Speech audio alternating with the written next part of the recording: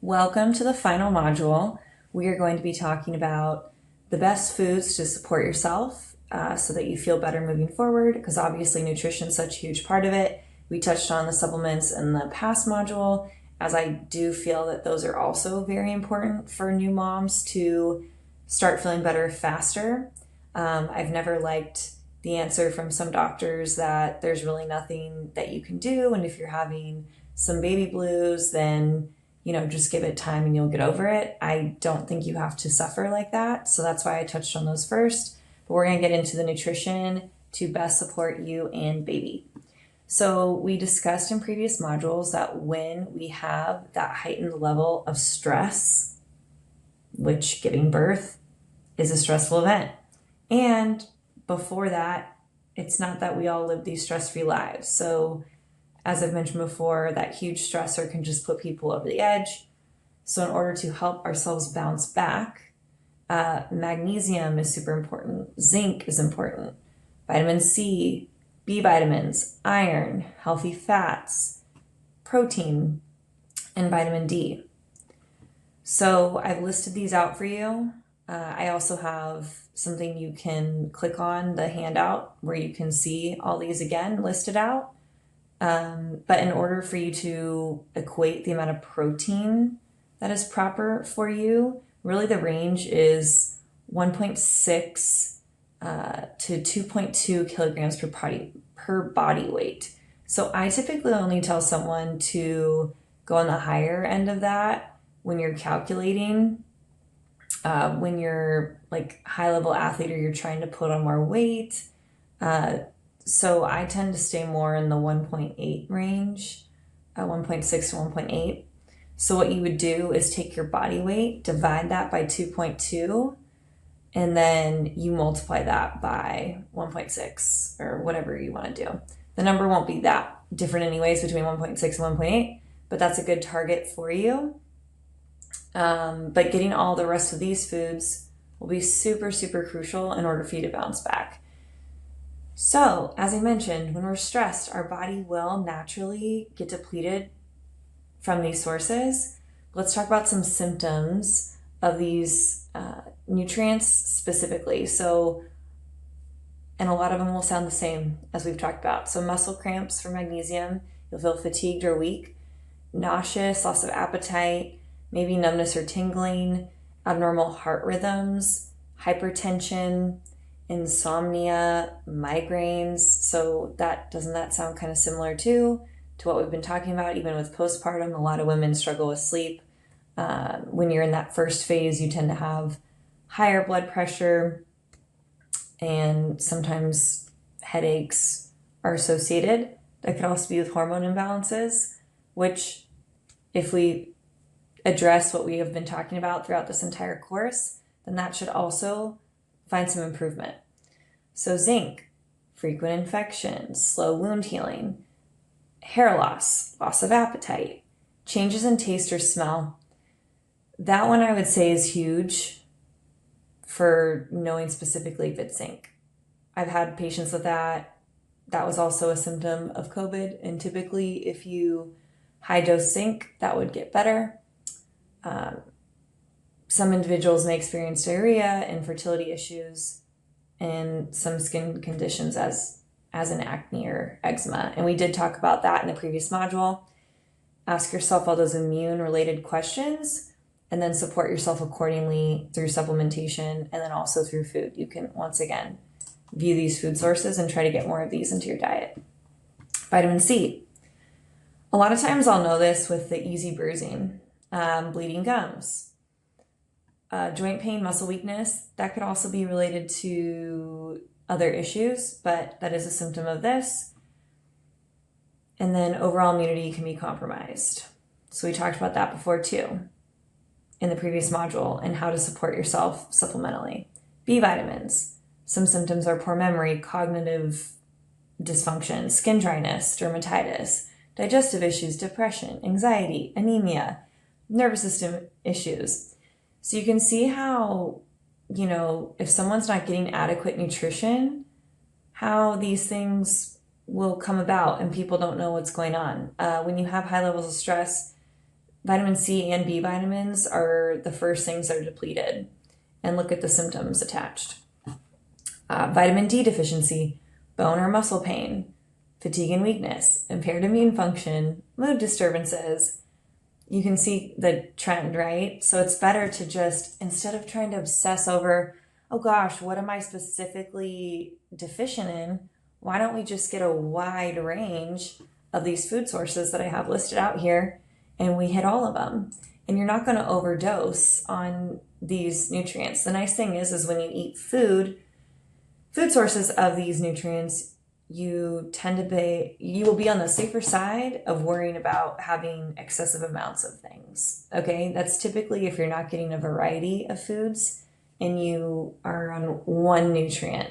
We'll talk about that in a second. So healthy fats. You might have dry, brittle nails, dry skin, dry eyes. Dry eyes is also a symptom of having high cortisol, by the way. Vision problems, also a symptom of high cortisol in the system. Joint pain and inflammation, see how these are all kind of the same. Protein, maybe you don't gain muscle as well, which is probably not something you're worried about right now as a new mom. Hair loss, skin changes. So sometimes, I'll treat patients who are just coming to me for hair loss and they think that protein is the only thing that's required.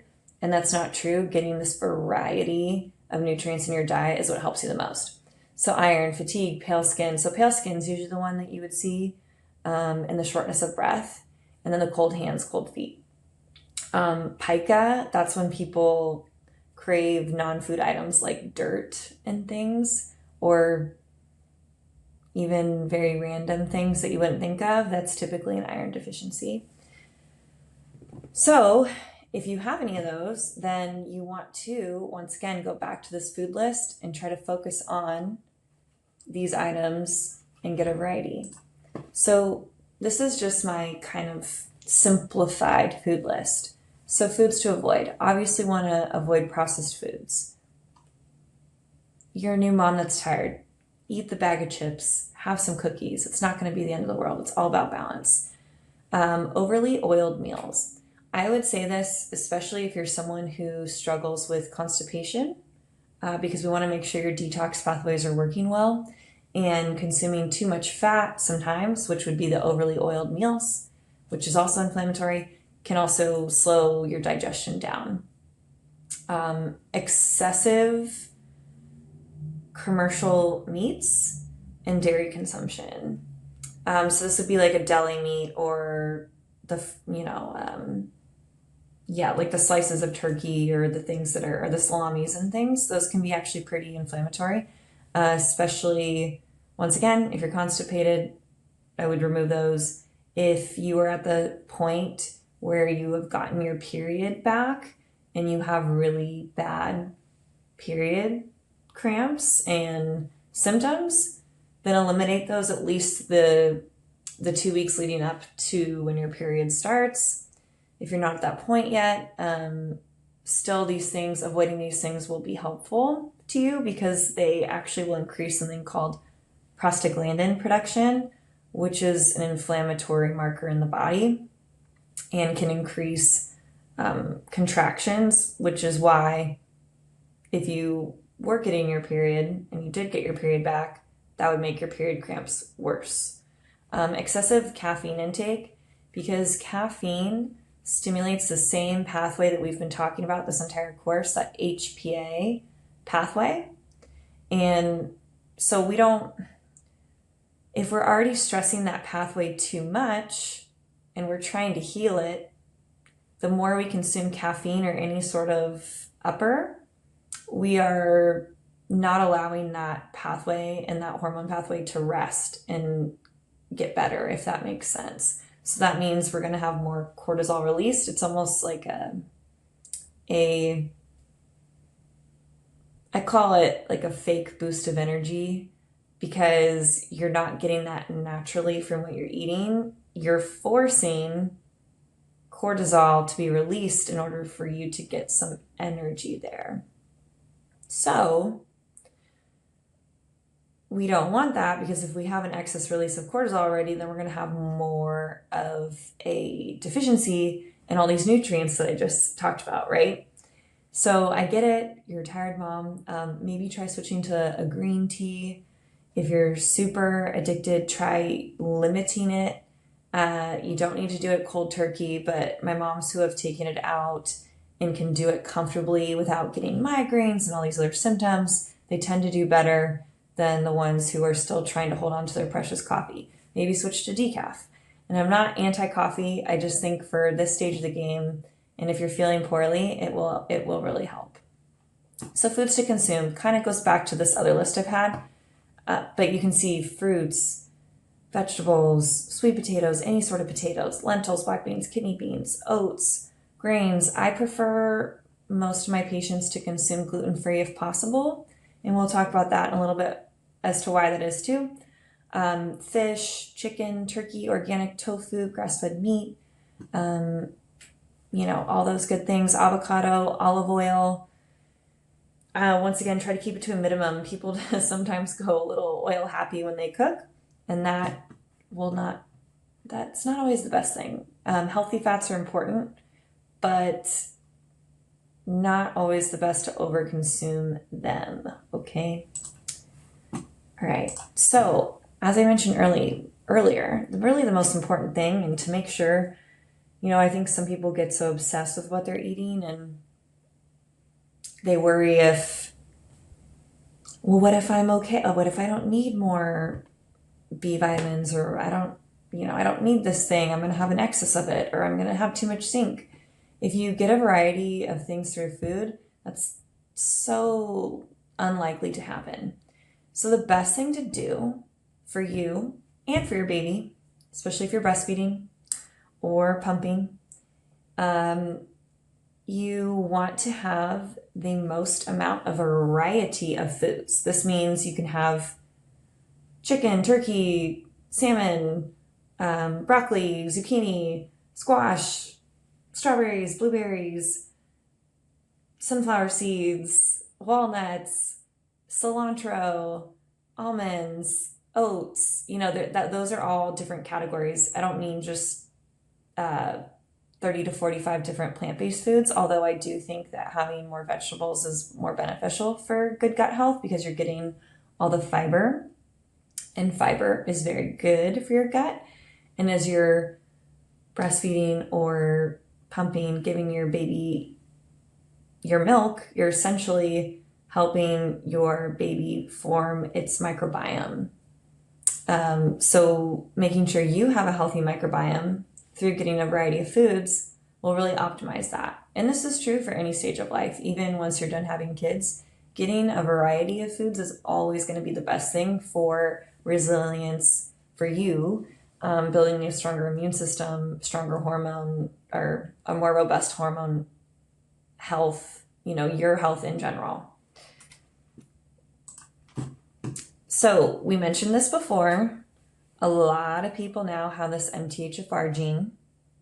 So essentially this means you cannot convert synthetic folic acid to methylfolate. So our body should, a lot of supplements we consume and a lot of foods we consume have folic acid in them. And folate is very important for lots of things in our bodies and good for baby's development. But a lot of people, when they take these synthetic forms, it's actually hurting them. So that's why I usually say avoid these things if you suspect you have, it's called the methylation issue. So you can get a genetic test, and if you are curious about that, I can send you the one that I use. But fortified cereals a lot of times have folic acid in it. So let's just say you don't want to spend the time testing. This is why I'm giving you all of this information, because I want you to think of it from all angles.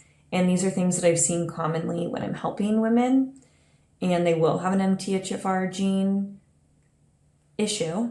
So then we just take these foods out. So there's no harm in taking these foods out. But if you want the test to know it, then do it that way. So bread and baked goods sometimes have folic acid in them. So that's where that gluten comes into play. Flour Once again, gluten. Rice, not gluten, but sometimes contain folic acid. Some snack bars do, beverages do, baby formulas do too. So if you suspect that you do, and maybe your husband does, then and maybe your baby's having a weird breakout or something's going on with your baby, see if there's folic acid in there. It might make him feel better if you take it out. So, and then a lot of supplements. This is really where people go wrong here. They think they're taking these supplements that are good for them, and there's folic acid in it, and their body can't metabolize it properly. Okay, so the food we want, and everyone, no matter if you have the MTHFR gene or you have thyroid issues or whatever, should try to aim for the food that food breakdown that I just talked about. But you also want to figure out if maybe you do have an issue with your thyroid on top of the stuff that I already covered, saying how your HPA pathway can dampen your thyroid's ability to function properly if that's overly fired. Sometimes there is an issue at the thyroid, obviously. That can, right? I'm just once again saying the most common things. So I'm trying to hit it from a bunch of areas so that you can think, okay, I've done these things, I've taken this, I'm still having these issues. Okay, so maybe now I should look at the thyroid. So things that I like to give for that specifically: selenium, iodine, or zinc. Selenium is necessary for T4 to T3 conversion. T4 is the inactive version of thyroid hormone, T3 is the active version. Iodine helps you produce both. Zinc is needed for the synthesis of T4 and T3 and the conversion, and that's a spelling error, of T4 to T3. So I like these things. The best thing to do is to get a full thyroid panel done and see where there is a breakdown in the thyroid. We will talk about that in a few more slides, so hold on. These are other various supplements that I like. So once again, if you feel that you need some extra support on top of what we have already discussed, and you've placed yourself into the proper category, am I someone who's in stage 1? Am I in stage 2? Am I in stage 3? Am I in stage 3 and I also have immune issues? Am I in stage 3 and I have gut issues? Am I in stage 2 and I have immune issues, right? So keep those things in mind. If you are someone who does struggle with the immune issues, or you just want a general multivitamin for life that's packed with a bunch of nutrients, I suggest spirulina. I love it. I will throw it into my oatmeals in the morning. I'll throw it into smoothies. It's really good, and I'm never thinking that I need to have a multivitamin. This is good enough for me. So it's probably good enough for you. Inositol is another really good one. This can help you sleep, with mood. A lot of my women who struggled on the mood front, this helped them a lot. So I just want to highlight that. You know, we did a lot of work to get their HPA axis calmed down and I'd say functioning better, and energy levels are better, and overall they're feeling a lot better, but maybe the mood hasn't quite bounced back. Incorporating the inositol, super, super helpful. So it can also help with blood sugar. So if you have higher insulin levels, for PCOS specifically, and low progesterone lab findings. Magnesium glycinate, it can help support the liver and also provide gentle detox. It can help with anxiety, manage blood sugar as well, reduce pain, help PMS. So if maybe you have bad cramps, that's another thing you can incorporate into that routine. And then in addition to removing the dairy and commercial dairy and meats, as I mentioned previously.